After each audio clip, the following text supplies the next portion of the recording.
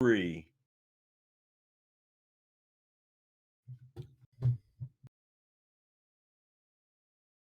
Yeah. Everybody out there right now, what is poppin'? What is going on? Welcome to the Good Game Report podcast. It's me, your host, Stav, coming to you live on Twitch right now. If you're out there right now in chat, what's up, baby? What's up? What's up? As we've been doing, bringing it back all week. We have an awesome episode lined up for tonight. For the gaming news, we're going to talk about some Fortnite. We got some Gears of War stuff that we're going to break down. PlayStation 5, a couple things popped out about that this week, so we're going to touch base a little bit on that. A big Apex streamer was banned this week on Twitch. Oof. So we're going to go in on that, and we're going to hit on a video game movie that's coming out next week that both our guest and Mendy have told me that they are wicked excited to see. And since it's been a week dominated by Apex, we're going to be talking about that for our general discussion for the second half of the podcast. So we're wicked stoked. I've been grinding Apex. I'm already a pro. I'm already the number 2 GameCube Wraith out there right now. It's crazy. I'm joined by my co-host, as always. We're with Mendy right now. Mendy, let me get a yurt. Yeah. Let me get a double yurt, but really get into these yurts right here. Come on, chat wants some yurts. Yeah. That's fire. That's fire. And our guest this week, back by popular demand, command, however you want to freaking say it. We have IHaveTheDanks joining the lobby with us right now. What's up, Danks? Yo, Yo, happy to be here, boys. It feels good to be back. I felt honored when I was the first guest to ever come back, and now I'm setting a new record as being the first guest to come back for a third time, and I feel honored to be here. You're just breaking records right now. Every day, baby. We try to, right? Literally just shattering records. So if was it 2 weeks ago that you were on that we had you? 2 weeks ago, yes. Yeah, man, yeah. It feels just like yesterday, man. Right? Where Mendy confessed his love to you live on Twitch for everybody to see. Not denying it. Still, the love's still there. That's what we like to hear. Thanks. Anything new over the past 2 weeks? I feel like we've been chatting like every day. Yeah, we really have been talking a lot. What's new over the last 2 weeks? I mean, as far as like personally, like work is work, it is what it is. It's been going all right. It's starting to slow down, so we have a lot more time to put out content. January was the best month I've ever had streaming numbers wise. Big pogs, baby. Which is awesome. A lot of support from both of you and so many other people. So feeling really blessed and really, really looking forward to push new boundaries in 2020. So we're starting to hit some big numbers, and I'm really excited about that. And I might as well, drop this now. I haven't really told anyone. I mean, kind of. So there's been an inside joke. What started as an inside joke going around my Twitch channel about an Apex themed mixtape that I was going to write and have a buddy produce for me. And I said it was going to drop early 2020. It's still early 2020. And yesterday I got in the studio with my boy and we cooked up the first track of the Apex Legends mixtape, self-titled We Hit Those. And first track, so I think is pretty solid. So be looking out for that. I'm going to be dropping that in the next week or two. And if it gets good reception, hopefully follow it up with a couple more. So that's the biggest news that's been going on with me. Wow. So everybody who's live listening to Twitch right now, stay tuned for that. Do Mendy and I get like a pre-hearing of this? We should do like a party. You know what I could do? Let me see if I have the file on my computer. If I play something on my computer, will it go through to the stream audio or no? It has to go through my mic. I think it has to go through the mic. I think it's got to go through them. Well, then you know what, chat? You're just going to have to wait and see. What a tease that was. That was ridiculous. I actually Ooh. thought, well, I'm pumped about that because that's gonna be fire, man. I Mm. I can't wait to hear that. I thought you were gonna go into I was talking about how clean your bedroom was behind you. And this has come Mm-hmm. up from a couple inside sources from inside the dog pack recently. That We don't let cannot give out what those the eyes sources. see tell the tale of the cleanliness of the bedroom right there. There might be a lot of hidden stuff back there, but It goes through phases, you know? Like sometimes it is pretty clean. At the current moment, it is not the cleanest it's ever been, but you know what? It's all about putting on that illusion that it's Mm. always clean. And I'll it, tell you what, if you need me to set up your room where it looks like it's clean in your Twitch stream, I'm your boy. I I'll think hide Mendy your could use some messes. help. I don't Mendy's is looking much better today than sometimes in the past, but I don't know what you guys are talking about. I feel like my room's always clean. Stav, I would love to see your room. I know you Yeah, have your stop. own Tell little us about stream your room. room. so my room's actually wicked clean right now, and I passed out on the couch on Friday night instead of sleeping in this nice clean room with fresh sheets and everything. I was just like, screw it, I'll just sleep on the couch tonight. But Nice. no, I have this nice little studio that I'm in right now, and Wow, that good game You do have a report nice money's little coming in studio. hot with stuff. I'm still waiting so on that's mine. it's no, that was just that little insider thing that I thought you were gonna drop on us right there, thanks. But Mhm. thank you for coming on. Thank you for Mhm. coming back. Um, Mendy's super excited every time that he hears your name and gets a chance Sheesh. to hang out and talk. So big preach on Hey, that. Big uh, preach. Don't tell any other guests that though. yeah, we can't tell any guests. Yes. We Okay. can't tell everybody else that. But I love being here, guys, for real. It is Thank Preach. you. always a great Thank you time. for Thank being you. here. Greatly Mhm. appreciate it. Absolutely. So we're gonna get into your bread and butter a little bit later on in the episode, being the content creator of Apex, as we call you right now, or as I just made up right Mm. now. But we're gonna get through the gaming news stuff first, so we can really dive full into Apex later on. So we're gonna Cool. start out with Fortnite. Uh, Something I love. Mendy has a love-hate relationship that's been That's hate fair. recently. Danks has played it in the past. He said he might play it in the future. Who knows? But Fortnite's always dropping something, right, guys? It's always in the news, whether it's good, bad. People are talking about it one way or the other. True. And this week they dropped launch pads back in the game. So if you haven't played Fortnite, they've had these launch pads. You put them down, you jump, and you can fly, basically, right? And helps you get into the circle, which is everybody's like biggest fear in battle royale games is getting through to the circle and not dying by storm. And they took it out at the beginning of chapter 2, season 1, and everybody's been asking for it for like 13 weeks. And then this week they freaking put them back in the game. Mm. All right, what are you doing? People have been asking for these things for 13 weeks. And guess what? What came out this week? What was brand new that came out Tuesday? Oh, we got that Apex Season 4 big drop, baby. A new season of their, arguably biggest competitor drops a brand new season on Tuesday, and Wednesday rolls around, they go, "Yo, you guys ready for this? Yo, Apex, you ready? We're putting launch pads back in this game." Mm-hmm. What are you doing, Fortnite? Was that the plan the entire time? Manny, do you really think that's possible that they sat there and just waited for Apex to drop Mm. their new thing and be like, you know what? We're going to one up you like a day after, bro. 24 hours. We got you, bruh. I don't think that was their plan, was to wait for Apex to drop the new season. I think it was something that they just held on to, and whenever they were really desperate, they're like, okay, we know how to bring them back.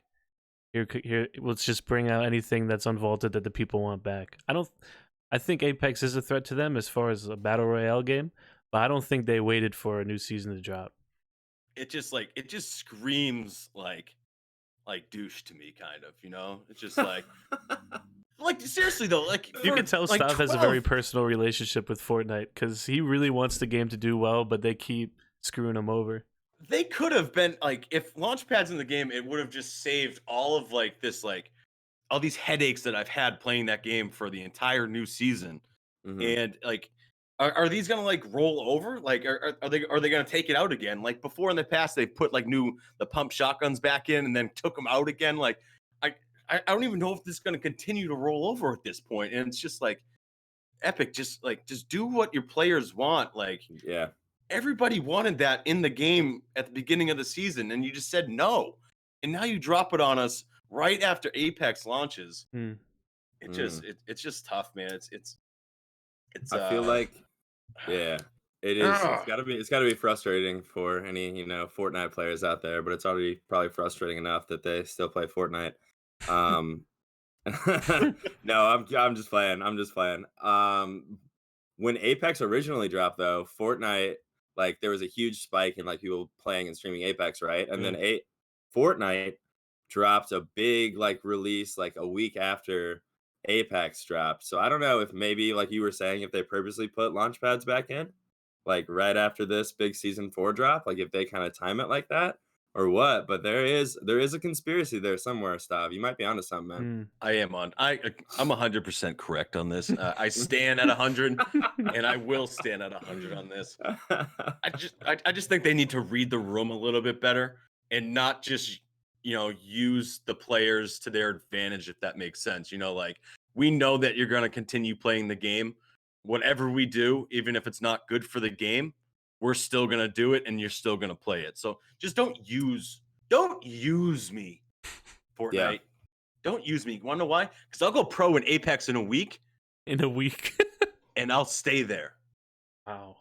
No, I'll be there in 2 weeks when you guys drop the new season for sure. But for the next 2 weeks, I'm going pro in Apex. Big facts. You heard. I like that. That's what I like to hear, Stav. I like to see you and Mendy streaming Apex. It makes my little dank heart warm. You just melted Mendy with those words. You just melted him. Mendy's not going to be able to talk for the rest of the podcast. Great, good job. You ruined it for going forward. Did I break you, Mendy? We good? Yeah, we're Mendy, good. give me a year if you're good. Yeah. Okay, Alright, he's thank good. you. He's Alright, back. He's we're back. good. He's back. Well, in terms of new games that we haven't really hit on too much, it's a big game out there though, and Gears of War. Okay, strictly an Xbox game. I played them all in like the Xbox 360, and I kind of have a soft spot for Gears of War because that was like one of the first like non-sports games that I ever got into. Really, Mm. Mhm. it's kind of been like just chugging along, in the Xbox world, and it used to be really big and competitive, right? And now like they just dropped a new game a couple months ago. One of their devs, Ron Ferguson, what's up? Shout out Ron. He's Ron. he's been with Gears for 15 years now, and Okay. he actually just left to go over to Blizzard, which is Overwatch. I think that's Blizzard's big Overwatch. I think that's their thing. Mm-hmm. So, I mean, if a game like Gears loses someone who's been there for 15 years, Danks, I'm going to shoot this towards you. If a game like that loses someone at that level, but still has the kind of name that Gears does, do you think that hurts them in the long run, or you think they'll be fine? They've kind of been developing people in the back and will still continue to go on. Without, I think they'll be fine, right? Because Gears of War is a pretty big name, like you were saying. So I used to have an Xbox 360, and Gears was one game that I would get into. And I remember playing it with my cousin. It was crazy. The game was nuts, right? I haven't played it in a while because it's exclusively Xbox. But I think it's good, right? I'm sure they're going to have a number of people there that, have the same vision or had the same vision of this guy before he left. And then maybe replacing him, they bring someone in new with some new ideas to freshen up the game. So I think it could be good for Gears. Yeah. I mean, if he was there for 15 years, I'm sure there are a number of people that worked under him and still share, his vision for what the game should and could be. 15 years is a long time. We have some people probably in chat listening to this right now that, haven't even, haven't been alive that long, right? 15 years is a long time, especially with one game. Like that's a long time. So Mendy, on the other side of this, Blizzard's getting, someone who's been at one of the top games for the past 15 years. Do you see this kind of like a new wave coming to these Blizzard games? Like this is a huge win for Blizzard, obviously, right? Yeah, I would imagine. I feel like Gears of War 3 was at its prime, and then after that it kind of dipped off. So maybe he knew that he couldn't do much else with it. So hopefully for them, I used to love that game, but fortunately I don't really play it anymore. But hopefully I think their main focus now is Overwatch because they're gearing up for the second game. Uh, Overwatch is one of those games that I love watching, and I just I'd be so lost, but it has such a huge community. Huge. So it's gonna be kind of cool to see fresh proven blood going into that, and maybe his focus is just turning that around and just making sure the new game that comes out is gonna be on point. I think it's a win-win for both sides from where I stand. You kind of have a fresh start. You can get a new developer in there for Gears. Maybe take it down a different road that they weren't maybe going to go down. Try something new and revamp Gears and start over. And then Blizzard obviously gets a veteran in the gaming world to come in and really push that to the next level. So I think it's a win-win on both sides, honestly. Turning gears. How about that one for a little transition right there? I like that. Nice. So Danks is a big PlayStation guy, right? Big PlayStation guy over there. Hey, big PlayStation guy over here. PlayStation guy. And, so raise your hand if you have. Mendy, you do have a PlayStation, right? Yeah, I do. I just never use it. I was gonna try to solo him out right you there. You can't, because I have it. Rats. There goes that one. So we all have PlayStations, right? Mendy and I mainly play on the PC. Danks mainly plays on the PlayStation, but did hint at me that he would like to get PC Apex games in with yourself and Lambo. I mentioned that to Mendy, and he was very upset. And he threw a fit yesterday. Said it was unfair, and then decided to play ranked Apex games today without me, even though we were holding all week back on it. But that's for another time. For a different podcast. So it's been coming out all week, right? That it's officially going to hit. They're calling it the holiday. I'm assuming that's right before Christmas. If someone says if it's going to be released for the holiday, I'm assuming Christmas, correct? Can we all agree with that? Yeah, I would think so. So the big question that was asked to PlayStation executives over the week was, how much is this going to cost you? That's the big question. All right. Now, for some backing purposes, when PlayStation 4 first came out, it was $400. All right. Xbox was $500. That came with a Kinect as well. So they were asked, what's it going to cost? And they said, well, it's going to depend on the competition. Now, is it fair to say that no matter what this price is for this thing, you can stream on it, right? I was going to say play DVDs, but nobody watches DVDs anymore. It's essentially PlayStation and the new Xbox are going to be computers. Yeah. You're going to be able to do so much with these things, right? And if this thing comes out for $750, let's just throw $750 out there for right now. Okay. Is that a fair price for a PlayStation 5 at this point with everything you can do on it? I think it kind of depends on the specs, right? So if you're somebody who already owns a console and you're comfortable on console and you want to stay on console, then that's probably worth it, right? If it's, got some pretty good specs and you're like, all right, I want to get into this next gen gaming, maybe it'll have 4K gaming and maybe it'll be on the same level as some PCs, right? But if you're somebody who's kind of iffy and maybe thinking about switching to PC and it comes out and it's $700, $800, and you're like, well, I could just build a PC with that money and just start my PC gaming, then maybe you go to PC. So I think price point's going to be really important with the PS5.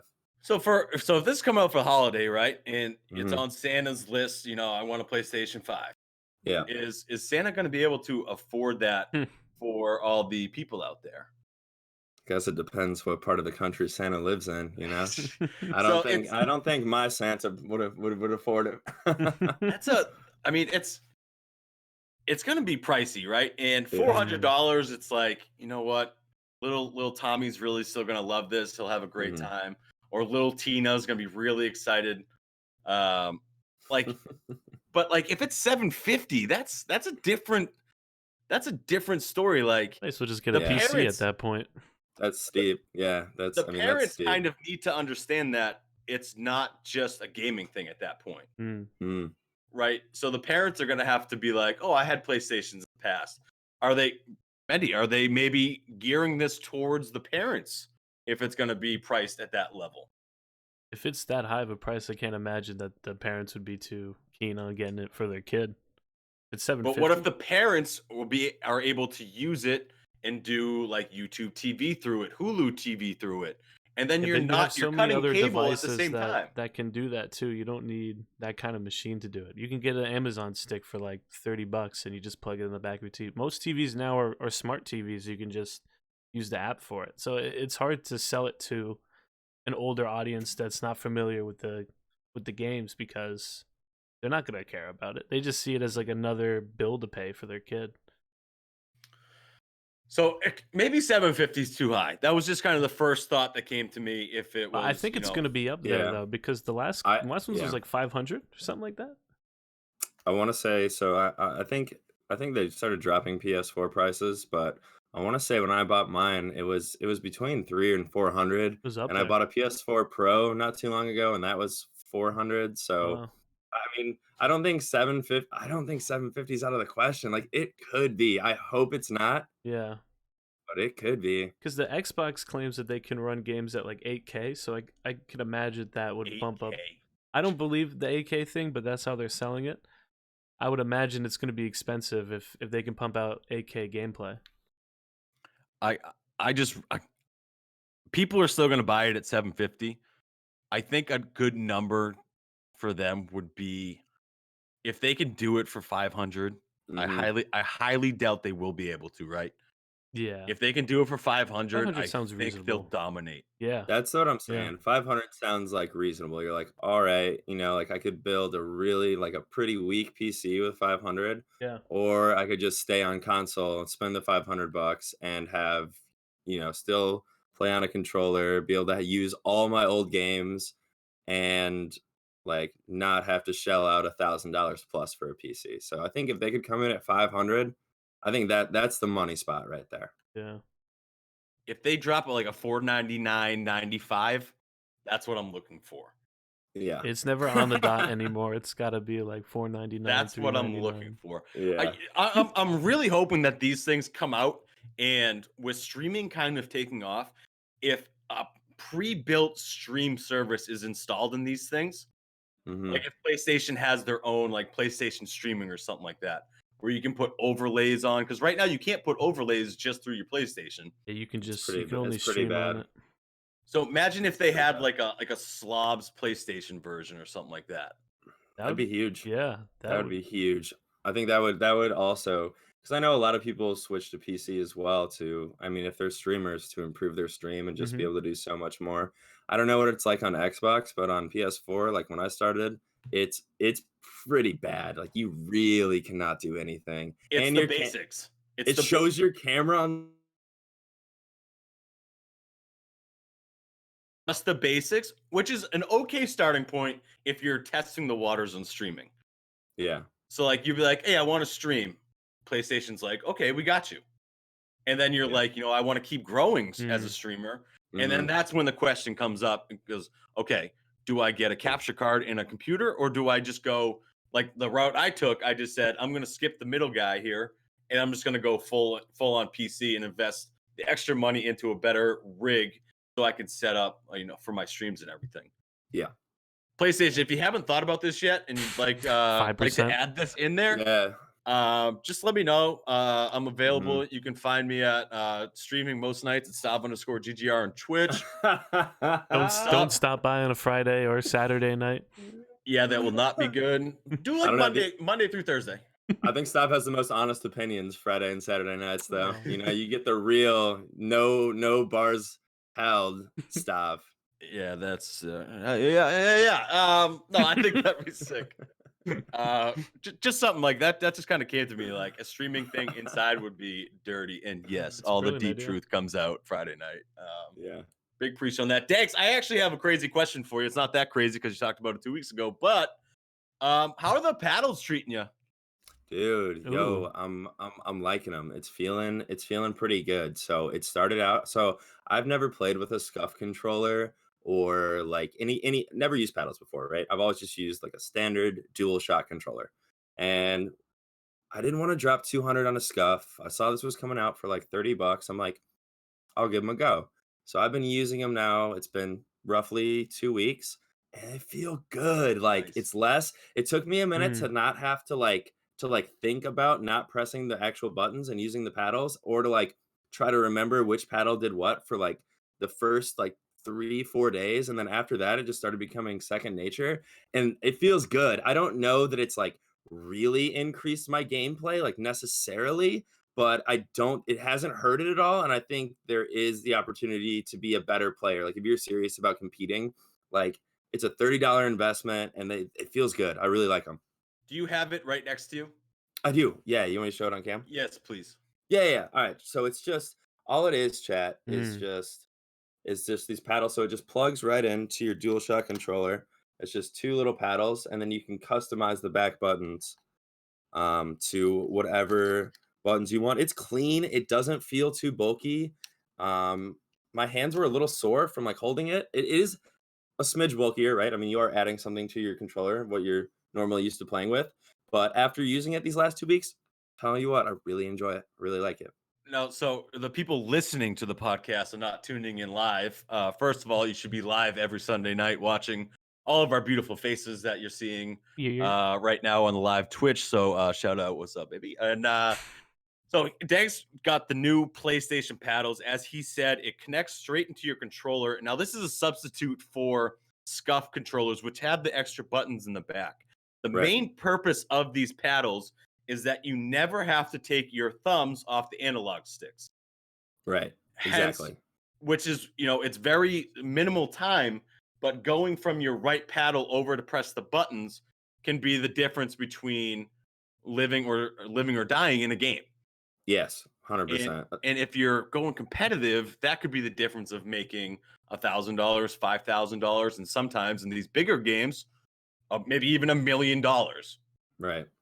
So PlayStation did a $30 device instead of a $150 to $200 scuff controller. And Danks, he mentioned it 2 weeks ago. He got it, Mm. and I wanted to ask him. He said he's been liking it so far. So Yeah. I'm So guessing Xbox is going to come out with one of these things, right? mm. You would think so, right? I mean, you gotta, right? I mean, because it's like the PS4, the paddles, also they sold out everywhere, like Wow. immediately. Like they were gone. I don't know, I got lucky. So I went on Amazon, gone. I went on like Target.com, Walmart.com, like gone, no shipping, wasn't available in any store near me. Went on the Sony website and was able to grab a pair, and then I like checked the next day, sold out. I was like, Wow. Oh holy wow. cow. Yeah, because I think people have been really wanting them, but people didn't want to spend $150, Mm. $200 to Yeah. play with paddles, not knowing if they really were going to like them or not. So this $30 investment just makes it so much easier to just at least try out. Now, I just want to cut in real quick because we had this conversation when they first announced this. Stav was so against this. He did not think it was a good idea whatsoever. Yep, that's right. That's right. Don't change up on me now because you were so against this. And I remember we had a conversation. I was like, people are going to want to spend $30 for the paddles and not spend $200 for it. And you're like, no, dude, I totally want to get the scuff controllers. What do you think? Didn't happen. Somebody roll the clip of it. Yeah, roll the clip. All right, we got that clip ready. Jamie, pull that shit up. I'm gonna have to re-listen to what I said. I can't in my mind right now look back and say that it was a bad idea. It doesn't make sense because It doesn't make sense. What doesn't make sense? to me it's very smart of PlayStation to sell something for $30 that everybody's gonna buy That wasn't the same compared energy. to a scuff controller. That wasn't the same energy you had when we first talked about it. All right, so I said that scuff controllers are the wave and that everybody should ride it. For the most part, yeah. All right, get a scuff controller then out there. I had to bring that up because that was really irking me, and everything that I was saying is what Danks just said. So thank you, Danks. Still love you more. I got you. Love you too, Stav. Love you too, Mendy. Oh my Yes! god, dude. Wow. But I love you both. Damn, Mendy, I didn't mean to insult you like that. No, it's That all was good. great. Jeez. You good, Thank you bro? so much. You good, bro? I'm uninstalling, dude. I'm I'm really glad you're enjoying them because I'm Shit. glad that we were able to update on them because we did touch on them a while ago when it was first announced, and I've always kind of been wondering, one, even if they were out, and two, how they were. So you nailed both right there, Danks. Thank you. I appreciate that. Of And course. I appreciate you saying my course. name instead of Mendy's name because I think I was looking at you, and then I just. But he God was damn it. thinking of me, bro. But I was thinking of. Mendy. I don't know. That's a yurt Out right there. You.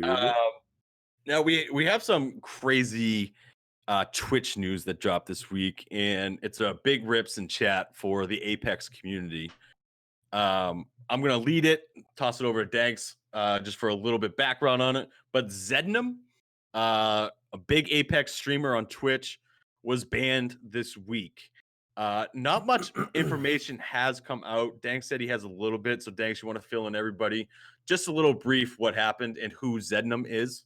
Yeah, so Xednim, he was primarily he was a PS4 Apex player, right? And so last season of Ranked, he had the most RP, so ranked points out of anyone in the world on all consoles, so PS4, Xbox, PC.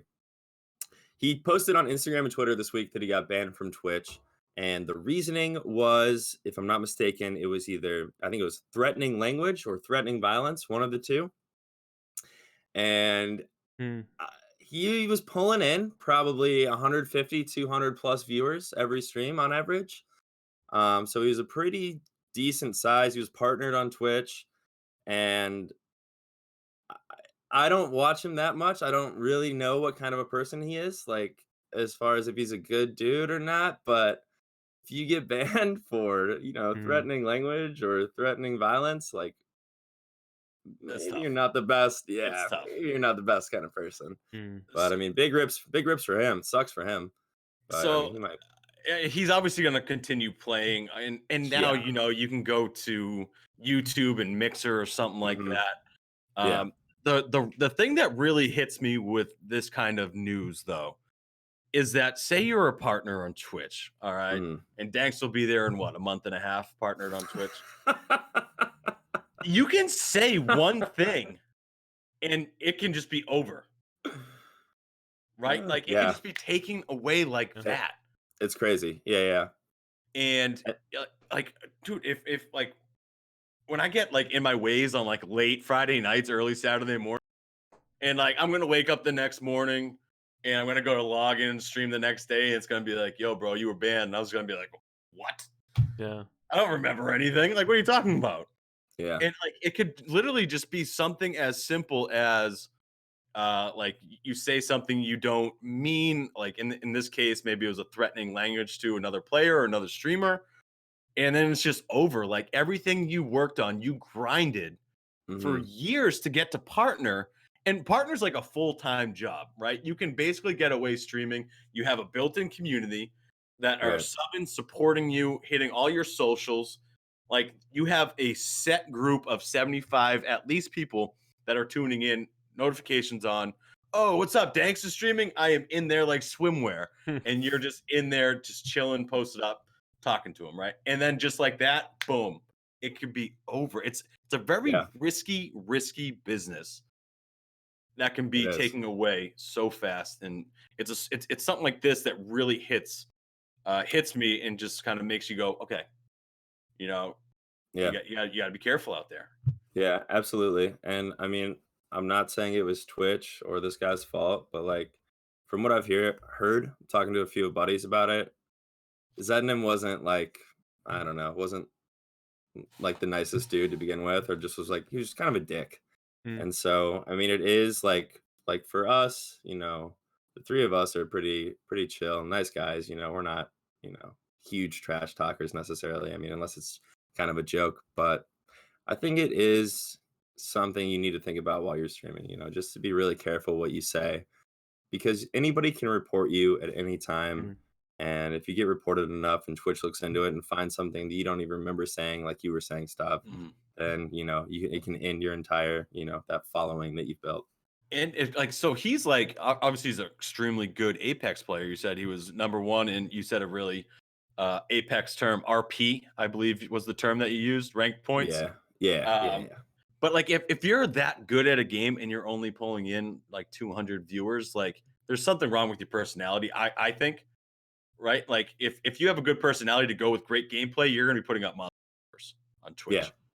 All right. absolutely. But like I remember Courage, who was playing Fortnite a while ago, Hmm.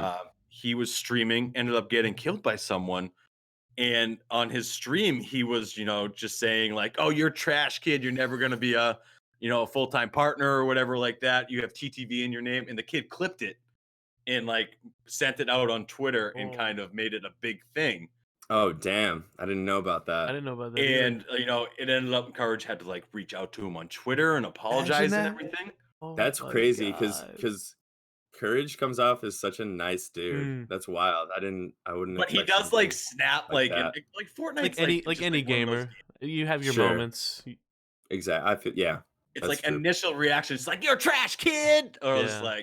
like they do like TTV by the way or stuff like that. Like and it like Mhm. they're mainly joking and I understand it, Yeah. but like it's just something so silly like that where the kid saw he's like I killed Courage, and then he looks finds the stream, and then he was like wow this guy just like trashed on my dreams of ever being like in his shoes. And it's something so simple like that that could have just potentially ruined his streaming career.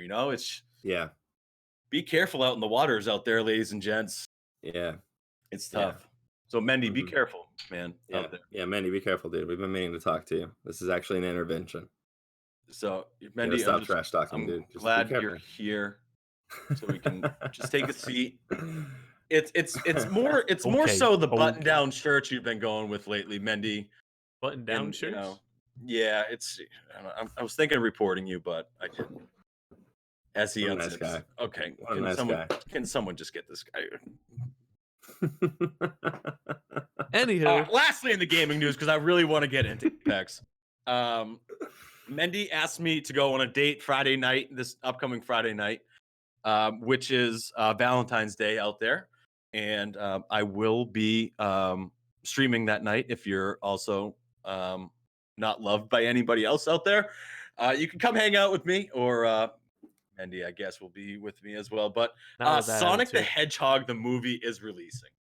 I think this broke a year ago. Mendy asked me to go see Sonic. He's like, let's meet halfway. New Jersey, Massachusetts. We'll go watch Sonic and go get like pasta dinner or something like that. Pasta dinner. I said no. But if you guys would you see this movie? They redid it to recast Sonic. Like, did you guys hear about this like a while ago? Well, they messed up Yeah, on the so graphics or something like that. Yeah, like Sonic yeah. just looked so bad when they first made him. There was like, crap, we have to The, completely redo mhm. this. The CGI was just like terrible. It blew up on Reddit. It Mm. was crazy. It was this whole thing. It blew up so big on Reddit that they spent more money redesigning it, and it looks a lot better now. Like I saw the updated ones, but the original was bad. It was like trash. really Yeah, bad. absolute It was trash. so bad. I don't know if I'm probably not going to see this movie if we're being honest here. I mean, Jim Carrey's in it as How like did they get the him? enemy. What is he doing? Like, he's apparently available to do Sonic movies, so that's where he's been lately. Mhm. I don't know. It's just kind of I like seeing gaming stuff move over into movies and television series. I just think Yeah. it's cool. This has come up multiple times on the podcast about what game you would choose. I'd love to see if God of War Netflix series. I think that would be fire. That'd be cool. I'm hoping Sonic does okay, just so people will keep going into making gaming stuff movies. But just make sure you choose the right ones. Like, is Sonic? If you guys had to think, was Sonic a really good one to make a movie?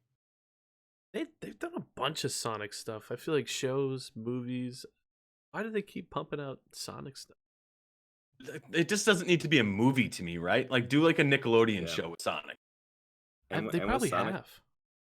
yeah, they might have. With Sonic being like, I feel like that was more like when we were younger, Sonic was kind of a big deal. But like, I don't know how Mm. relevant Sonic is now. Like, I don't. That's a Are good there point. new Sonic games, or are there? And Unless like, is it a kids movie, or is it more pushed towards people like us. Who I think it's grew going to up be playing to the Sonic. boomers. I think it's going to be the boomers out there that have don't know. kids, right? Okay. I don't know. I really don't know. And there might be some like dark humor that the kids won't understand that the parents will be like, oh, that was a good one. Oh, yeah.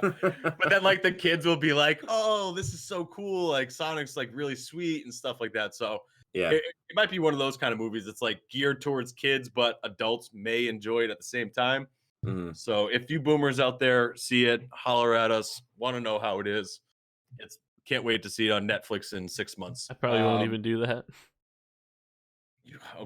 Okay, boomer over there. Okay, boomer. Okay, boomer. So this is the point where we solo out Mendy. He needs to, do his rounds right here. So, yep, get that water in you. Get Thank that you. water in. Well, let me get This one is more. Mendy's time right now. Let's get some yours up in chat to really pump him up because this is his time to shine. Mendy, the floor is yours. Yes. So, thank you guys for tuning in. Really appreciate it. We go live on the Good Game Report Twitch channel, and we try to go live at 8 p.m. And then we take this audio, we put it on all podcast platforms. Just type in Good Game Report on Spotify, Apple, wherever you're at. Type in Good Game Report, you'll be able to find it. We also upload this video to our YouTube channel. If you want to know where to find that, you just type in Good Game Report. We're on all social media platforms, Good Game Report. All you got to do is type in Good Game Report.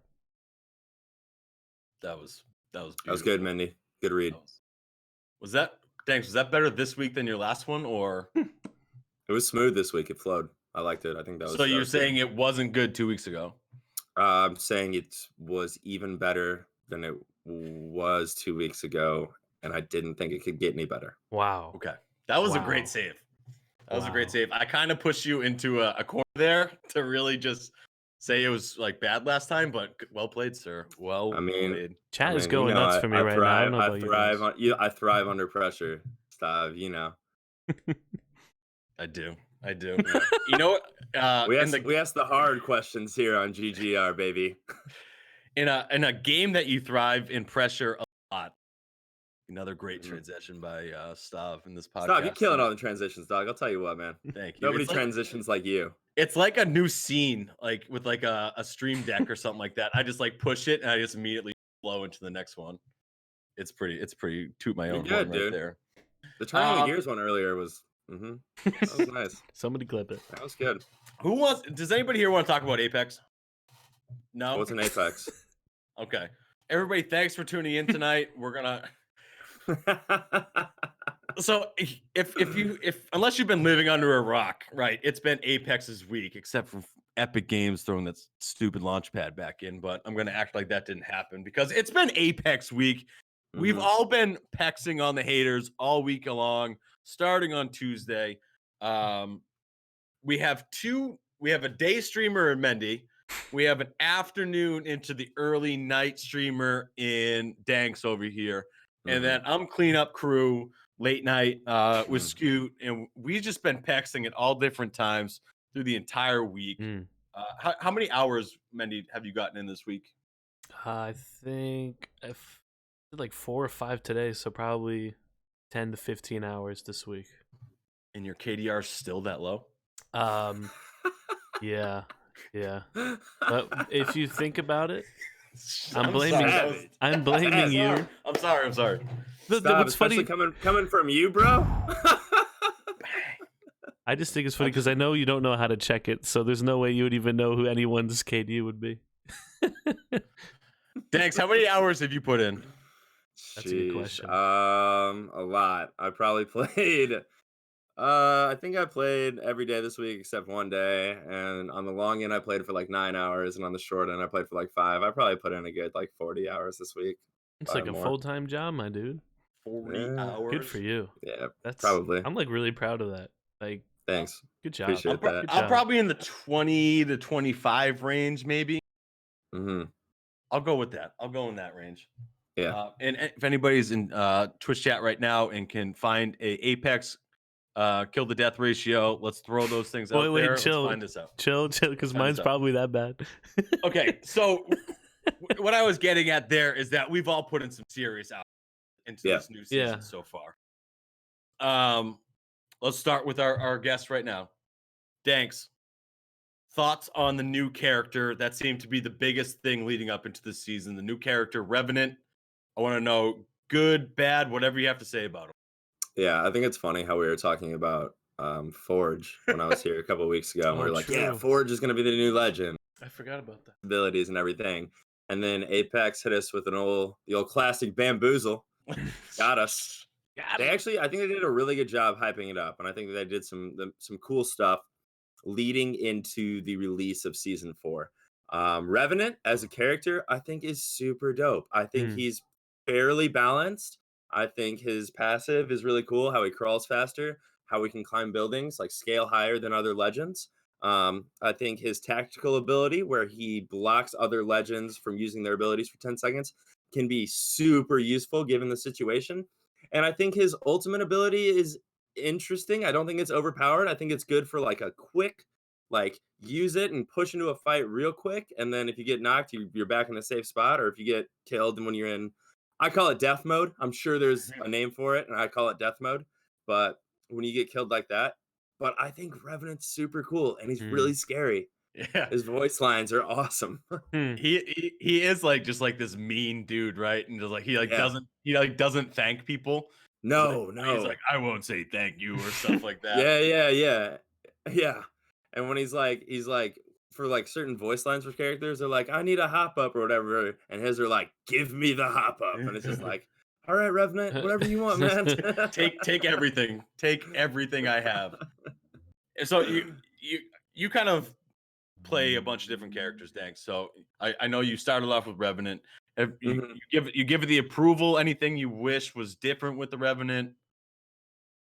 I think no. I mean, like as far as I can tell, I don't have any um like clear changes that need to be made in my opinion. I'm sure that there are people out there who probably have some good ideas on how to make him a little more powerful, or even I don't think he needs a nerf. I don't think he needs a buff. I think they did a really good job of releasing him and him being like useful in certain situations and not so useful in others. Like last season when they dropped crypto, I was like, I started out using crypto right away, and I was like, this character is kind of useless. And then this season with Revenant, I'm like, all right, this guy can be useful sometimes. So I think they did a really good job. Mendy, the good and the bads for Revenant for you. I'm gonna have to completely agree with Danks, not because I love him, but because I love him. And I can't really think of anything different, honestly. What could they do to? I think it's fair because once you put the death thing down, it's not 200 or whatever how much shield you have. It's just your basic health. And then when you die, they can see where your trail is going back. And then all you have to do there is just heal up, but you still have your shields. It's not like completely overpowered, underpowered, whatever you want to call it. I think it's a very fair character. And yeah, nothing bad with nothing bad to say about him, Mendy. Not really, honestly. I feel like you're trying to get something out of me, and I'm not really quite me? sure. You're me? I'm trying to get something out of you? Oof. We might need to talk later, Stav. I don't know what's going on right now. Thanks. Ask me what I think about the Revenant. What do you think of Revenant? I think Revenant is trash. Wow. Really? Wow. Hot take right there. Can you elaborate on that, please? So yeah, I don't think that the Revenant is going to carry over into a trio squad. I don't think it broke the top 3 because to me, I love mobility. And I think mobility is huge to have when you're running trios. There's just something like about 3 people where I don't think the Revenant's role has a play moving forward, especially in competitive. I don't think the Revenant has a real strong shot of like breaking in. Like to me, it's Wraith. Wraith is very crucial. You can get out of very bad situations you're in just by her what do they call it? The first alt or whatever it is. Tactical. I'm still very new to this game. Pro at it, but still very new at it. And then you can do the portal for some nice sneaky team plays as well. The Pathfinder is always going to have a spot on the team because you need to get those quick getaways. So those 2 are automatically in there. Revenant's in the running for me as that third spot because if you use their ultimate correctly right there, it's an easy third party kind of go in, damage people, heal back up, and then go right back in type of thing. But with that being said, I think maybe Bangalore could be a little more useful. Bangalore's ultimate is awesome with all those rockets, you know, just the airstrikes coming in. You could have a Gibby and just be OP with the shields and everything. Lifeline to get additional help.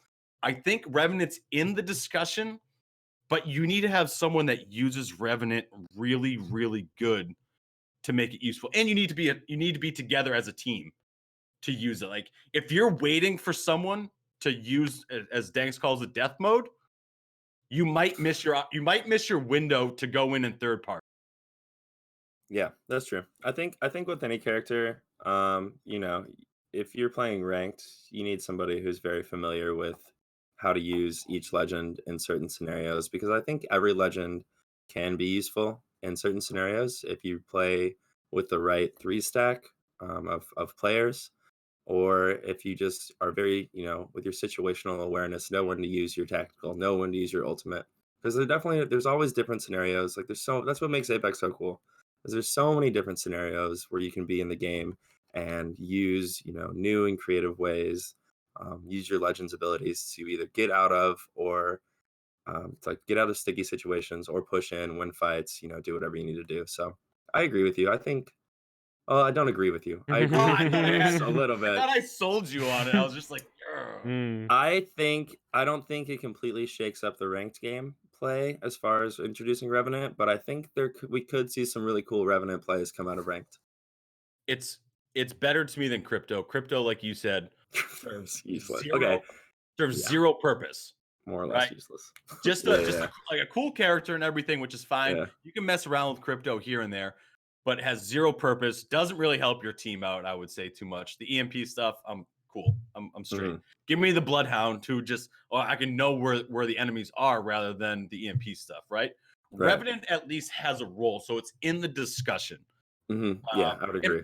Maybe that's a good thing, though. Like you said, it's not too overpowering.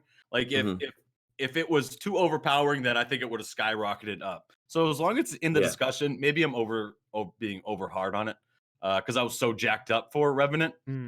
But I think it's still early. It's in the discussion. Yeah. It's still early, right? Yeah. You haven't really seen a lot of crazy plays from Revenant yet, because it seems like not a lot of people know how to use him correctly, or everybody kind of uses the death mode right away, and then all 3 goes in, and then all 3 comes back. So I feel like people are still kind of experimenting and figuring out the right ways to use that character. I think if a really good trio team can find a good way to use Revenant, whether it's running it with a Wraith and Pathfinder, and then you use the slingshot once you all get back so you can. I'm happy that it's in the discussion to be used as a third, but to me, it does not take over how OP Pathfinder, Wraith, people with mobility, and even Gibby. Gibby's the most overpowering with that stupid shield that Gibby walks around with. I hate Gibby. Map changes. Mendy, thoughts on the map changes that have been added? They added that new crazy arena. By the way, what does the stream do above this new landing spot, Mendy? Just a question off the top of my head. If you fly through it, what happens? You die. Like you die. Like it kills you. Big dead. Yes. Big dead. So everybody listening right now, No Mendy cap. took one for the Apex community and tested this theory out less than an hour into the new season, and might have been my second drop. No big deal. But you took one for the team, so appreciate that. Sorry, Chaos. Do you like that hot spot right there, Mendy, at all? Like that new spot that they put in there? Yeah. What's it called? It's like I forget the name of it. Thanks. You drop there like every game. I know. I'm the worst. I'm so bad at the names on the map. I literally always forget what the spot is called. So we'll come back to that. I'm gonna do a quick Google search of the new map. Mendy, do you like the hot drop there? Yes and no. I believe it's called the Harvester. In chat. Thank you in chat. Thank you. Do I like it? It's one of those places where I know a lot of people are gonna go, and that's why I don't like it. But the place itself, I do enjoy going there or cycling through there. But I try to I avoid it. understand. You try to Yeah. avoid it. Yeah, only because it's somewhat of a hot spot right now. It is pretty nuts. There's usually always at least one team there, and for most times, especially if the bus is going or the plane's going through there, you're gonna get The like 3 or bus. 4 teams. So It's the Fortnite. tilted towers of Apex. It's nuts. It's crazy. It's a Mhm. hot drop. I like going there like once every 3 games or something like that, just to kind of mix in a different feel of like get in, get a gun, yell when you die because oh I can't believe you got purple shield over my Mosey or something like that. Cozy Danks, you gang. dropped there a lot though. You enjoying the new area? Yeah, I do enjoy it. It took me a little bit of getting used to. It's kind of weird. You have to like find the right loot path over there. Mm. And I mean, like any spot you drop in the game, the RNG can be in your favor. You know, like you were saying, you either land on a purple shield and an R99, or you get two P2020s, a Mozambique, and no shield. So it can make or break you. And the loot's so spread out over there that if the RNG is not on your side, you can kind of get clapped pretty easily.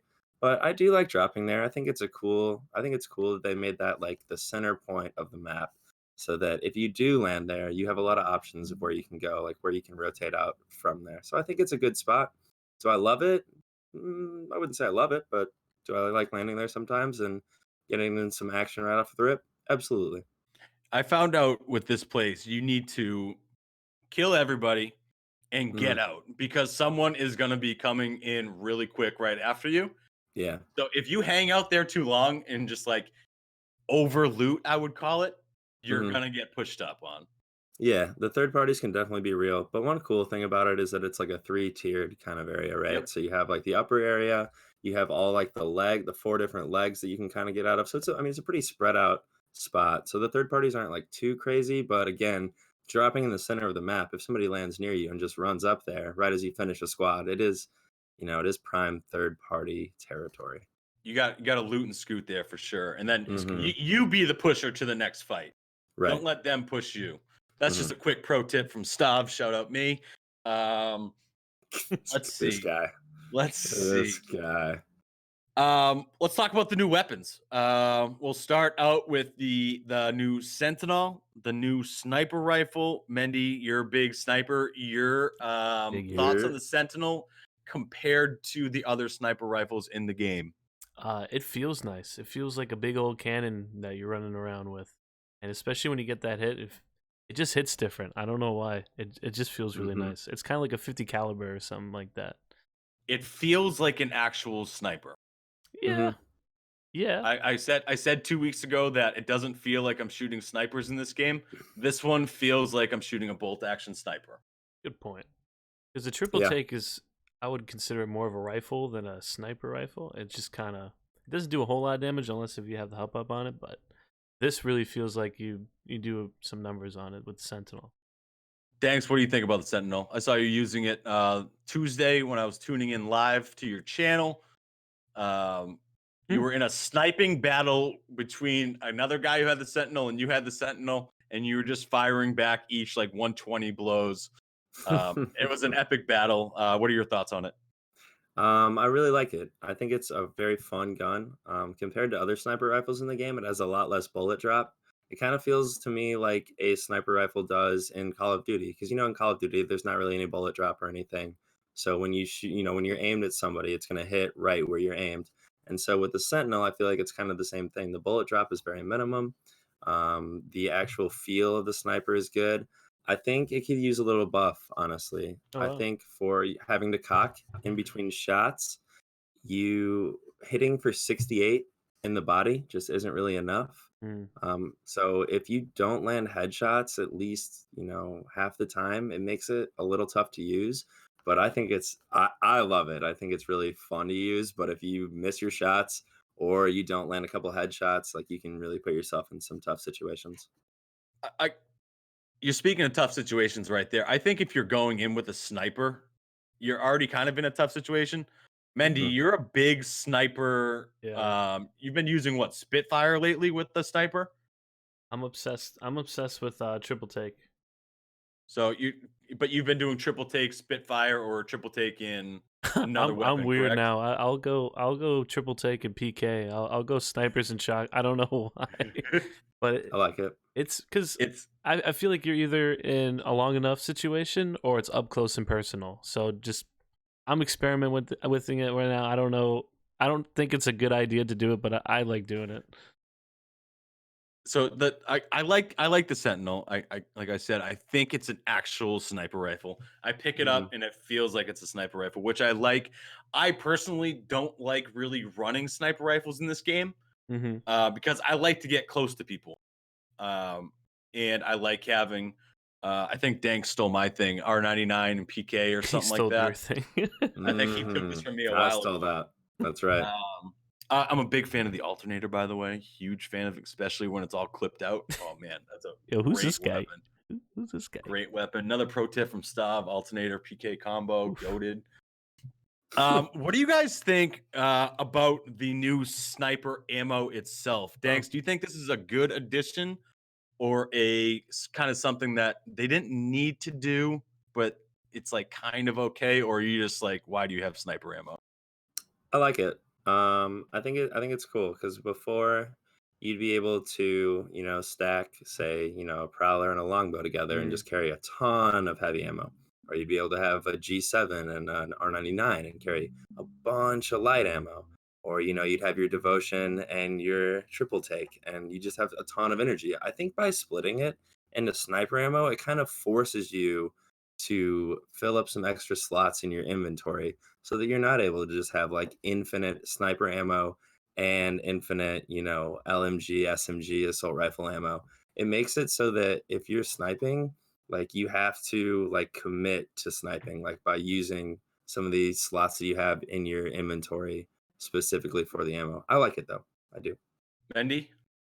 I think it's great. I mean, kind of going off what Dank said, if you have the Spitfire and the longbow, then you got to stack up on heavy ammo. And with the Spitfire, you can just, shooting away all your bullets. And then when you want to switch over to the longbow, you're like, oh crap, I just wasted it all. So you always try to keep it two separate ammo. And now with the sniper and another gun, you don't have to worry about that anymore. Yeah, I'm impartial. I just drop all my sniper ammo for Mendy to take. I love sniping in that you can game. have it. I actually didn't like it at first. I was like, why would they do this?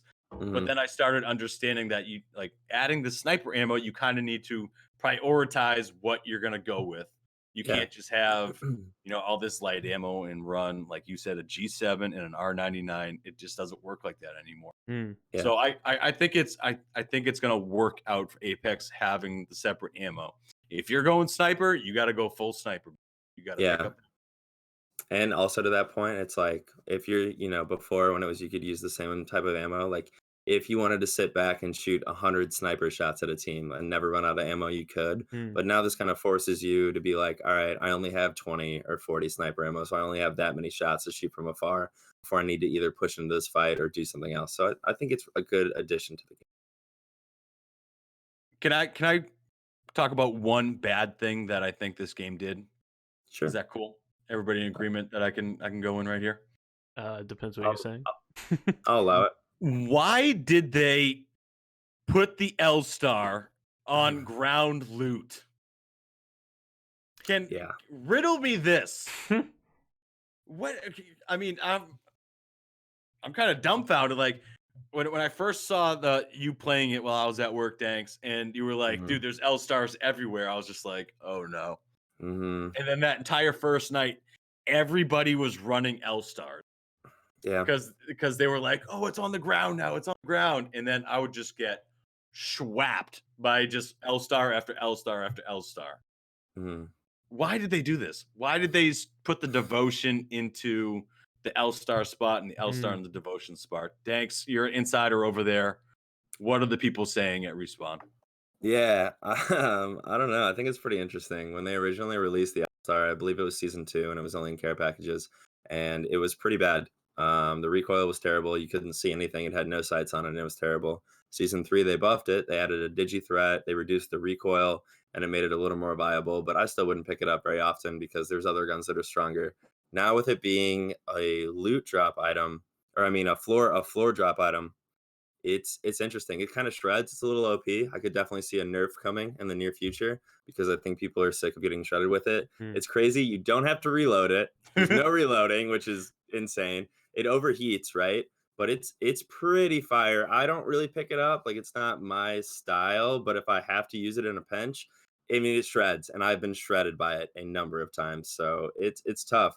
But then going off that, how they moved the devotion now to the loot packet, like the loot drops. It's the gold devotion is like an auto game winner if you can aim a little bit. It is Mm. crazy. So I think the gold devotion being in um the care package drops as opposed to being able to find a devotion on the ground is better because it's a lot more powerful gun. And I think you can counter the L Star by kind of being back because like medium range, it's hard to hit shots with the L Star. Mm. And if you have a little bit of movement and you can just pop them from like medium distance, like you can definitely counter one. With the devotion though being gold and with the gold stock, gold barrel stabilizer, it bad baby shreds. So I kind of see why they made the change. Would you say the devotion would allow you to do a wall jump onto a train to a squad wipe, Danks? Some are saying it. Some are saying that whoever did that also called it before they did that. But Wow. But did you I only don't know. call it because you had the devotion? I mean, that random person had the I mean, I think I called it in the hopes of it becoming kind of worked out that well. I'm not saying I got lucky. I'm not saying it was skill. I'm also not saying it wasn't either of those two. Yeah, check out his most recent clip. It was pretty insane. That But was it was decent. devotion led and it was phenomenal. The Yeah, devotion is crazy OP right crazy, now. crazy, crazy. But it's also in a good spot because it's not everywhere. Like Yeah. you might get one an entire night or see one an entire night. So Hmm. it's not like it's not OP. When you get it, it's OP, but it's not like it's in every game. Uh Mendy, do you agree with this L Star nonsense in the devotion switch? I still have nightmares when I see the red flares coming at my face. I just know I'm gonna Mm, die right away.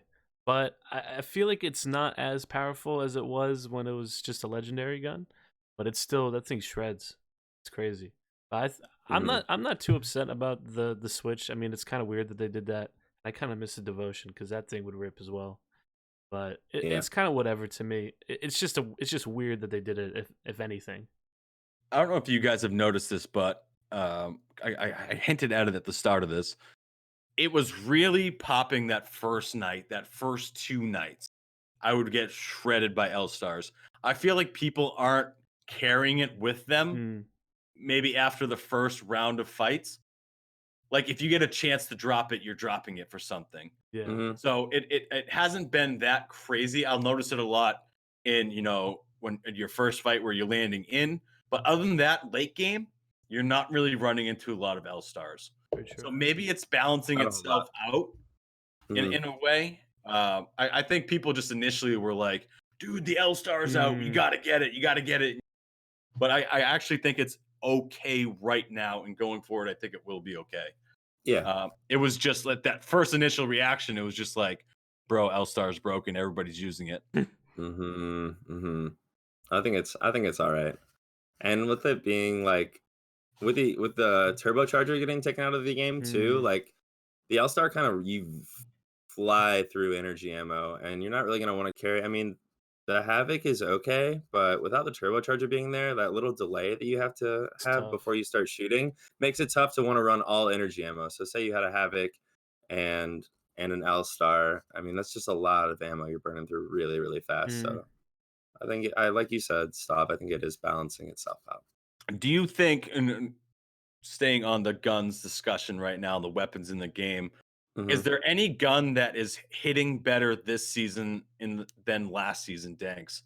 That you found yourself using more this season than you have in the past? Because I think you've been crushing one Hmm. gun that has just been slapping for Hmm. you lately. So Yeah, I've been a big Hemlock single fire guy this season. They increased the rate that you're able to fire like your single shots, and it hits body shots for like 27 and it hits headshots for 54. It's it smacks for real, and you can use it from like short distance, medium, far, like just to poke people with. I think it absolutely rips.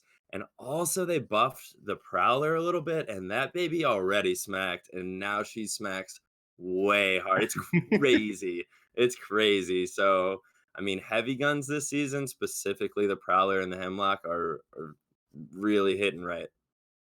I've noticed you've been picking up a Hemlock basically every game that you've been running. Like if Hmm. you see a Hemlock, you're just like, "Yep, here we go, single fire." Hmm. And all I hear is just you schwapping your R2, and it's just like nonstop with the Hemlock. I'm just like, "Oh, here he goes." But like they, I was thinking to myself, like they must have increased this because I feel like people weren't using it before, and now I'm even getting hit by people using Hemlocks Hmm. because I think it's the wave right now that people are finally getting on board with and just using it with that single fire. So, Yeah. uh, Mendy, any guns that you're liking this season better than last season? I can tell you which gun that isn't hitting as much as last season. I feel like the Scout wasn't as powerful as it used to be. But as far as a new gun, still the same for me. I'm still obsessed with the triple take. I don't know why. I'm really weird. But I think I've been running more PK. I don't know. That's another thing too. As long as you have the hop up on, you can still shoot that thing far range. For sure.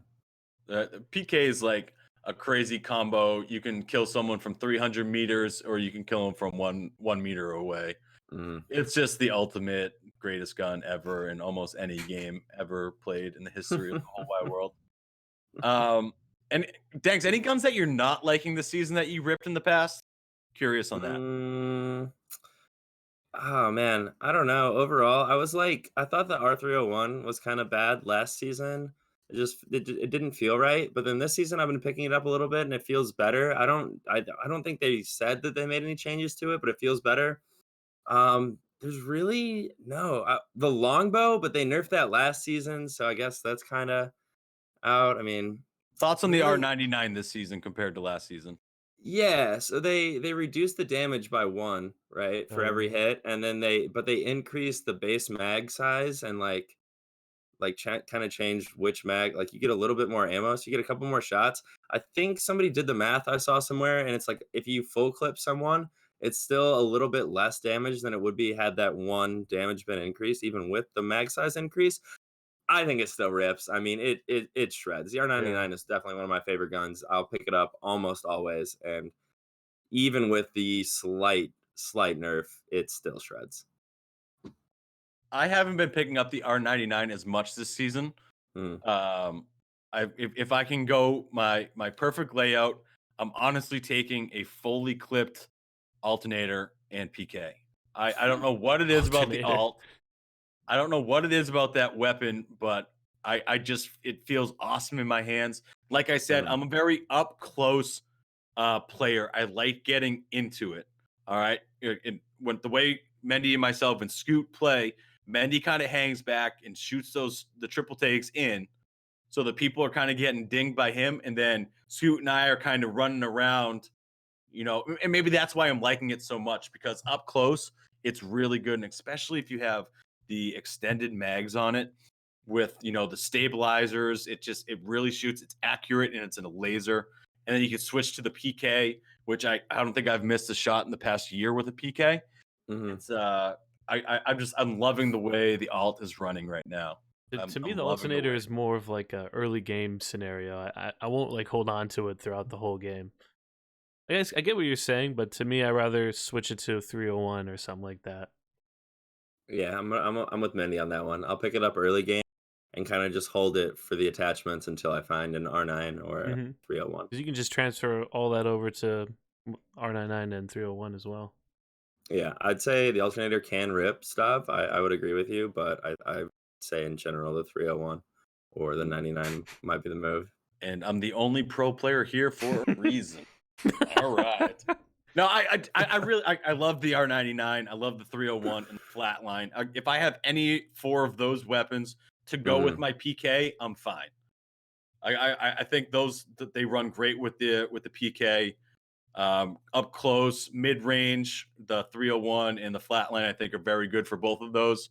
and then the R99 close up with the in the alternator, I think are great too. So Yeah. And I got nothing really bad to say about this season so far. The Mm. L-Star thing really kind of pissed me off to start, but it's balanced out. I'm better with it. I'm okay. I'm sleeping at night now. I had nightmares about it at first. Gameplay, you guys, anything else to add to it? I think they did a great job with this new season.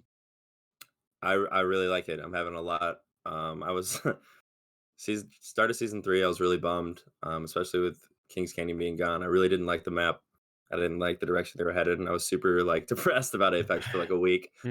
Started season 4, completely opposite. I knew we weren't getting Kings Canyon back until ranked part 2, and I am really liking the map changes. I think they did an awesome job this season, and I'm having the most fun I've had on Apex since the start of season 3.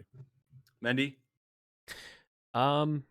I love Apex, man. I'm enjoying this new season a lot. My guy. Yeah. Kings Canyon, obviously unbeatable. It very close to the heart. But overall, I'm loving the season. After this, I just want to rip Apex. Like that's all I'm thinking about right now. I have nothing bad against it. I'm loving it. I think they did a great job. The one thing that, and we can wrap the Apex stuff up with here, because I think we went really deep into it about, the weapons and the map changes. The one thing that I want to know, and I think this would be huge for Apex, can they keep up that social media kind of stuff that they were doing with Forge in Revenant and just keep pumping out just like interesting backstory things that will keep Apex I was gonna say Revenant, but like kind of in people's feeds, right? That was such a fun week Apex had, and of course it happened 24 hours after we had Danks on. Yeah, right. It all bamboozled. started. We got bamboozled. It was just so cool to see them going down this path of really hyping up their game. And I wonder if they can do this in the background, just in Twitter, add more stories, just be more out there in social media. Do you think that would help this game out, Danks? Yeah, I really do. I think it was pretty cool how they bamboozled all of us into thinking that Forge was going to be the new legend. I think they did a great job getting the hype up for season 4.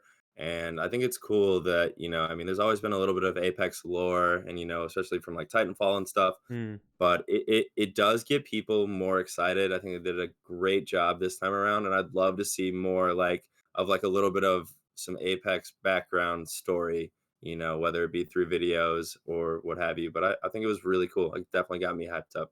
They definitely connected in that trailer. They connected the Titanfall world to Apex, which I think was really cool and it was a great play by them too. Because now you're like, all right, what's coming next? Are we gonna start getting stuff from Titanfall into this game now? Right. And there was a couple teasers in that trailer, right? That very dark and gloomy trailer, which was like a little over the top for darkness, but like that was it's still slapped though. Like, so they had that extra gun that was from Hammond Industries, correct? That was in Titanfall. It was like underneath Revenant's desk. And it was like, I don't even know if you guys saw it, but like it hinted that there's gonna be like a new weapon coming out. That's in the works. And then also at the end, the poor little girl. It finishes on the girl. And to me, that just screams like she's going to be the next Apex legend that comes out. Yeah, I could definitely see that happening. I think there was some talk about that from what I've seen on like Reddit and different Apex forums. But yeah, pretty cool stuff. I think that would keep the backstory going, like her thing to come out and get the Revenant again, which I think would be really, really cool. 2 thumbs up for Apex. You guys did great. Keep it up. Great job. Yeah. Keep that backstory up because that keeps people interested. And you got players like myself who was basically full-time Fortnite and farming simulator to come over and play Apex. So, thanks. I forgot to tell you, dude. As we're closing up the Apex stuff right there. So, Scoot and I were playing farming simulator, I think last Friday. Dude, Yeah. we bought a dog. We named it Danks, bro. That's amazing. So That is amazing. You literally have a dank dog. Yeah. we have a dank dog. So we were Mhm. both watching your stream, and I found Farming Simulator was free, so I downloaded it. Scoot downloaded it as well. We bought a potato farm. We bought a tractor. We bought a truck. Scoot crashed the truck into a tree, and now it's stuck in this. Long story short, he needed to go buy something. I told him to get another car. He bought a dog, and he brings it back to the farm, and he's like, "Dude, check what I bought." And it was a dog, and I was just like, "Yo, what's up, Danks?" So we named it Danks. That's amazing. I love that. I So love that. we've been going in offline to feed Danks, and Danks even has like a little ball that we throw and play catch with. So um, That's incredible for I real. just I meant to say that earlier, and good thing I said Farming Simulator right there because I probably would have forgotten. I was waiting for this moment to tell you. Yeah, But that's awesome. That is speaking of that, Scoot, if you're listening right now, please go in to feed Danks. I didn't get in there today, so throw the ball too. Just play catch. big dogs got to eat. Yeah, Woof. woof, baby. Yeah, woof. Mhm. All right, I'm glad I finally told you that. That was great. I've been saving for that for a while.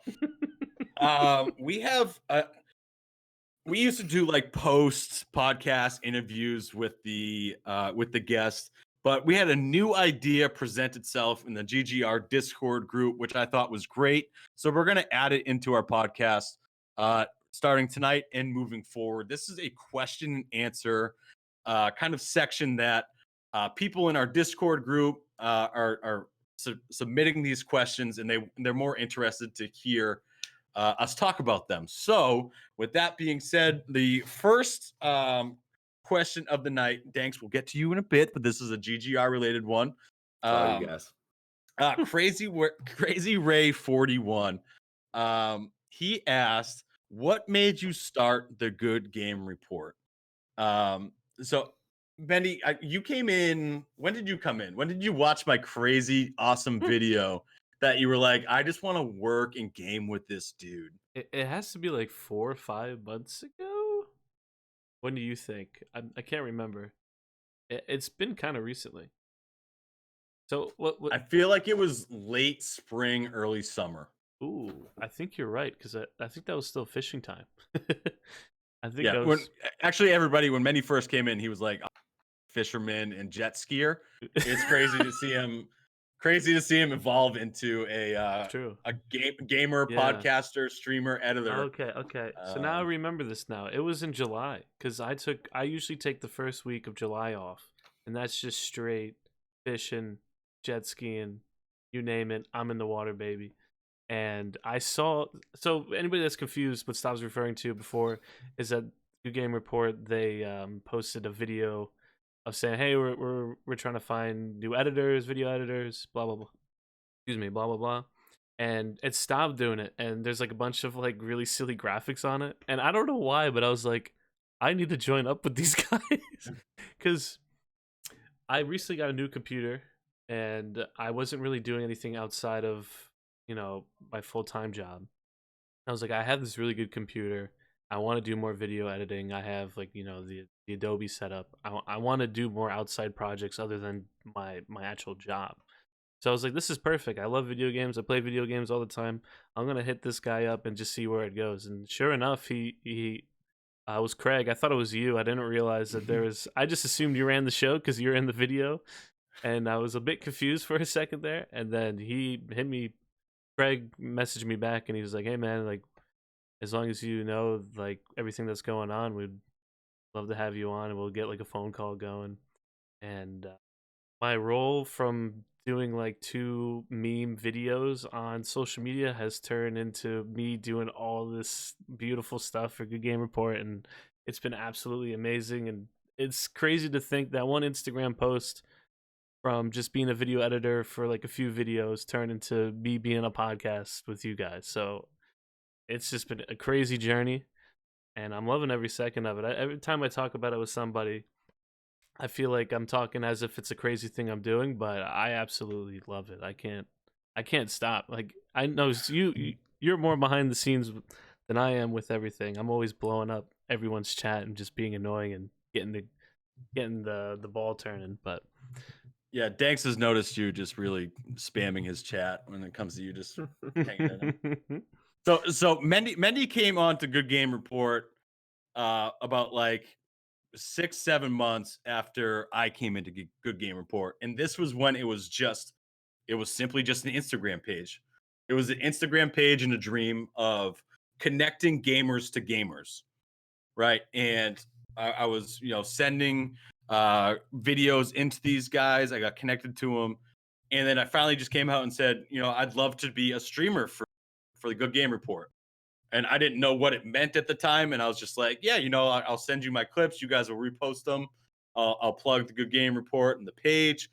And then it kind of blossomed into a Discord group connecting gamers to gamers. Um, and that's kind of where it still is right now. And it's been the theme for the past year, and it's just really blown up recently. And we have 400 plus people in the Discord group right now. Yeah. Which is crazy to think. I think we only had 200 in the new year, so it's really Wow. it's getting really crazy, which is a good thing. That's awesome. It's just fun to see like where it started when I came on, and it was literally just an Instagram page reposting video game clips, and now we're reposting people within our community on the Instagram page, talking to those people, getting to know them. We have a stream team now of I think like 11, 12 people. Of people just holding down, the GGR logo and thing, promoting the Discord, just being out there. So it's growing every day. It also changes every day, the direction that we're going, like, because we have to adjust on the fly. So as long as it maintains connecting gamers to gamers, being supportive and helping out, small streamers, connecting them to a different audience, that's going to stay as the theme. And as long as we keep that in the back of our heads, that's the main goal, I think it's just going to keep blowing up. So, Crazy Ray, I hope that helps part of the question a little bit. So he also had a couple more questions, and this is we can go to all of us right here. So, Danks, Crazy Ray said, when did you start streaming? I believe it was like mid-November 2018. So it's been like a year and 4 months now, year and 3 months roughly. And So what a ride it's been. yeah. Wow. I started out playing only Fortnite, streaming straight up from my PS4, having no idea what I was doing, just doing it for fun, and it's really blossomed into some cool things. Met some amazing people, fellow streamers, content creators, and just people in general. It's been awesome, and now we have a fantastic community. The Dank Dog Pack is growing bigger every day. Woof. It's and Mendy, when did you start streaming? Recently, right? Like seriously wise, yeah, I would say more recently, a month or two ago. But I've always had a Twitch account, and I would stream here and there just because I kind of like the technical aspect of it. I was always curious how people did it. But it wasn't until more recently, and especially with me having a decent computer now, I'd probably say about 2 months ago, 3, something like that. That's where you really turned on the Jets. Yeah, because I mean, you were the one that really influenced me to keep doing it. Because like I was playing video games regardless, and you were just like, "Why don't you stream? Like you have the technology to stream. Why don't you just do it?" And I was like, "You're not wrong." Like I never really thought about it, but so yeah. And then it really started picking up with after doing the graphics through AJ Custom Geek Graphics. That's when things are like I feel like I'm a professional streamer now. Like it seems silly for me to say that because that wasn't really the route that I was trying to take. I always consider myself more as a video editor, and I still am. Don't get me wrong, but now I'm like doing day streams. I'm streaming with other guys. I'm day streamer now. I freaking love it. Like I didn't think it would turn into this, and I'm not hating on it whatsoever. I'm having a blast. I'm having a great time. It's so much fun. I started late summer of 2018. That's when I fired up the PlayStation. I hit record or go live. I wish I did it sooner. I wish I did it years ago. If you're out there and you ever question, should I stream? Yes, do it. Have fun with it. Play games with your friends. Meet new people by doing it. Play with them. Grow, expand, and just don't look back 6 months from now and be like, man, I wish I started at 6 months, Yeah. If you're because thinking you're just about gonna regret it. hmm if you're thinking about starting streaming, just start. Like, it's not going to be perfect at first. You're not going to maybe Mm, know exactly what you're doing, but just start and don't go into it with the intention of trying to make money immediately. Like, mm. go into it like do it because you like playing video games, or you like playing with your friends, or you like interacting with other people. Because if you go into it with the wrong intentions, it's not going to work out and you're just going to get frustrated. But if you are thinking about doing it and you have the right mindset, I think you should just start. Listen to Danks. He just nailed it right there. Yeah. The next question and the last question we have for this week comes from X Moose, who's been in the Discord channel recently and a big fan favorite, because I think everybody, you need to have a friend named Moose, and it's just like Moose. It's just like a Yeah. sweet nickname. Um, so he had a really interesting question that I kind of talked with him in the Discord about. Um, he wants to know the benefits and the drawbacks between starting your streaming career on YouTube versus Twitch. So let's phrase this as we can do YouTube, but it can also be other platforms as well. Because Twitch is kind of, we can all agree, is the main island where everybody's streaming on. But hmm then there's all these other little islands around it, which have their own benefits, but also have drawbacks. So what I said to him is that if you're gonna go down the YouTube route, and this is YouTube specifically, you need to do more than just gaming. YouTube's platform is to create videos and create content. That's why it was perfect for Courage to go there, because he was gonna do other Mm, things. He's gonna do podcasts. He's gonna make his own videos with 100 Thieves. So it was a great avenue for him. But where it comes like let's say like a Nick Merckx or something like that, who doesn't really do that other stuff, but just games and games hard, and that's his sole purpose, Twitch is perfect for him because that's his main spot. Um, I I would always say go Twitch, just because it's a bigger pond, and there's more people, there's gonna be more eyes on Twitch. But if you want to be a technical bigger fish in a smaller pond, mm. you can go the mixer route. You might not get the views that you're looking for, but you might be able to, catch someone's more attention on mixer because they're looking for people and there's less people on it. Does that make sense? Yeah, totally. Yeah, I understand what you're saying. Uh, Thanks. When you were choosing, was there any other questions, or was it? I mean, for me, it was only Twitch. Like that was my only thought process starting on hmm Twitch. Yeah, I think when I started, the only thing I knew about was Twitch. I hadn't even heard of Mixer before. I mean, I obviously knew what YouTube was, but I didn't know if it was used for streaming. And I think even when I started, I think Facebook, like live streams, were still a thing. I don't know. I think isn't Nick 30? Didn't he start on Facebook? I He think he moved was over. YouTube. I thought he was He was YouTube to YouTube Was and he Twitch. moved YouTube? He moved was over to YouTube, and Twitch. he's Yeah, on Twitch now. Yeah, yeah. Okay, yeah. okay. I think whatever you choose to do, whether it be starting on YouTube, Twitch, or Mixer, you start there and you stick with it, Okay. because I think people make the mistake of like, oh, I'm not growing on Twitch. I'm seeing, the numbers aren't climbing. I'm hitting 0 viewers every stream. They're like, maybe if I switch to Mixer, things will be different, after a month or two. And it's like, maybe it's not the platform as much as it is you. Like, I think whatever you choose, whether it be I'm going to start streaming on Mixer, I'm going to start streaming on YouTube, or I'm going to start streaming on Twitch. If we're talking specifically streaming, pick it and stick with it. Give it at least 3 to 5 months, because if you're not growing on one, chances are if you chose another or if you switch over, probably going to get the same results. That was deep. That was deep. That was beautiful. Thank you, Dan. Mm-hmm. Mm-hmm. You just melted Mendy again. And one more little point. Mm, If you start streaming on Twitch or Mixer, it doesn't mean you can't utilize other social medias. Like, I just Thanks. started posting videos on YouTube. Like, yeah. I've been meaning to do that for the longest time. Like, I stream, I post on YouTube, I post on Twitter, I post on Instagram, there's so many different ways, but pick one streaming place to be at, stick with it, and then use all the other socials that you have to promote your stream. Like, that's probably my 2 cents. That's a great call. That's a great call. Mendy, any thoughts on this?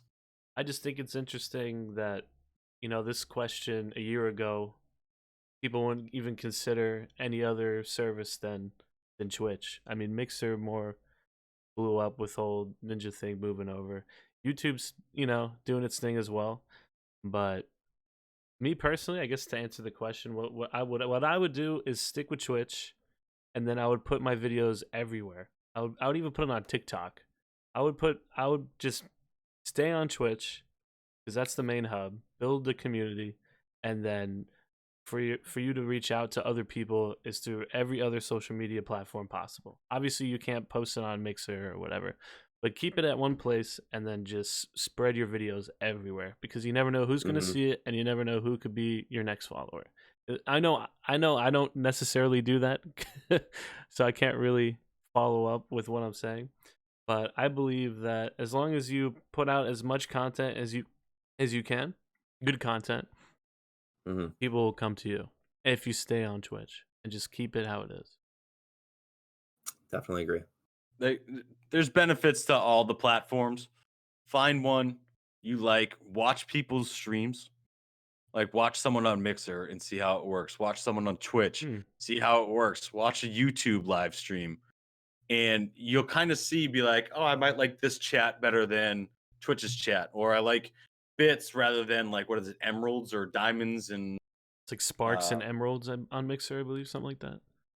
and just do your research and then just jump in. But don't dip your toes. Go in hard. That's true. Right? Yeah. Go in steaming with, a fun mindset. And Dank said it. Don't plan on making money. That shouldn't be your goal. No. Your goal should be having fun, playing video games, and meeting new people. Yeah, absolutely. That reminded me of the chick that was begging for subs. It's been a whole hour and no one's subbed to me. It's been 1 hour and I haven't gotten any subs. Shut up, Bad Bunny. Subs or donos in an hour. Come on. She's probably like doing really well in her stream right now. It's wild. She got flamed. Holy cow, did she get flamed? Twitter blew up. Moose, I hope that helped out your question a little bit. Crazy Ray, I hope that helped out your questions a little bit. I really like this question and answer thing that we're doing through the Discord. I think it could be good going forward. So keep them coming in. Guys, that's I am like officially talked out right now. That was good. I'm officially talked out. Danks, you got any plugs? You did a plug at the beginning about some tracks being dropped. You got anything else that you want to plug out there? Sure. Yeah, so I'm at IHaveTheDanks, all one word on all. So twitch.tv/IHaveTheDanks. I just started a YouTube. If you want to check that out, I'm going to try to drop videos. I'm going to try for every other week right now. Hopefully get that up a little bit, maybe once a week. Hopefully twice, as much as I can. So YouTube, IHaveTheDanks.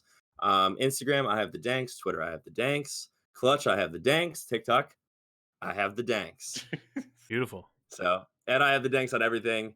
I try to stream every day. Try to post a clip on Instagram at least 4 to 5 days a week. But yeah, I think that's all the plugs for me. Love. And look out for the song dropping soon. We're gonna have a special release. I haven't 100% figured out how I'm gonna drop it, but I'm pretty sure I'm gonna tease it a little bit, and then I'm gonna have a stream, and we can all listen to it live together. So look out for that. Gotcha. We're gonna cross promote the hell out of that. Hell thing. Yeah. For sure. Mendy, what do you got? I just want to give a big shout out to all the years out there and all the years out there. You said. Yeah. Thanks. Serious question for you. Can you get a soundbite of my year and somehow put it into your mixtape? And maybe a what's up from Stav? What? No. Yo, that would be kind of lit. I like that. What's up would be legit. I don't know about the year. Why are you hating on my thing? But your what's up from the 90s is coming back. It's not coming back. It's back. It's been brought back. Yeah, I think it'd be cool to get sound bites from different people from the community and throw them into some tracks. Just throw them into some ad libs in between bars. That'd be lit. You're just upset because you didn't come up with that stuff. I can see how salty you are from here. You've been on fire recently, Mendy. I'll give you. It's been a rough week for your boy. You've been on fire. Sorry, did I interrupt your plug at all, Mendy? I don't know if there was any. Nah, just stay hydrated, stay healthy, be good, and a year. Year. So for my plug, I want to say what's up to the Good Game Report Discord group.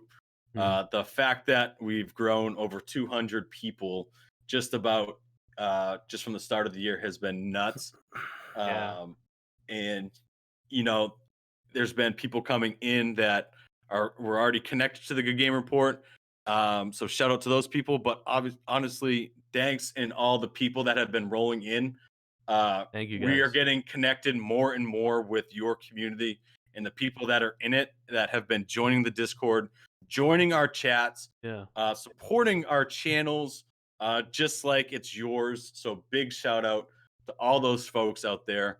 We're playing games with each other now. Yeah. It's just wild to see, and it's big preach to all those people, and they helped me bring back What's Up, so that was pretty. I that love was pretty that. fire. I love it.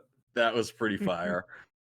So big shout out to not only the Good Game Report community, but the Dog Pack as well.